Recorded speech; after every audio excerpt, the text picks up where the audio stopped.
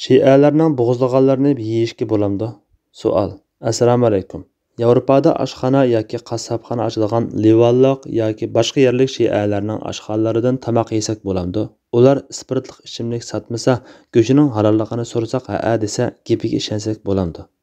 Javob. Va alaykum assalom va rahmatullohi va barakatuh. Barliq hamd sana Janobi Allohga bo'lsin. Shundaqla payg'ambarimizga, oila taobatlarga va uningga toki qiyomatgacha ergashganlarga durud salomlar bo'lsin.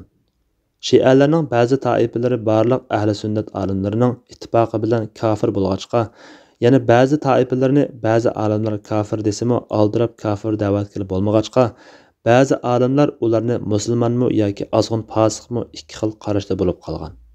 Yuqorqilarga asosan ba'zilar ularning bo'g'izlaganlarini yeyishga bo'lmaydi deb qaraydi.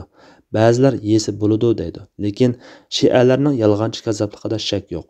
Shunga mumkin qadar yemagan tuzuk. Allah eng to'g'risini bilguchidir. Fatvoda Dr. Abdul Aziz rahmatullah. Fatvolar majmuasi 2-tom, 89 nomerlik fatvo.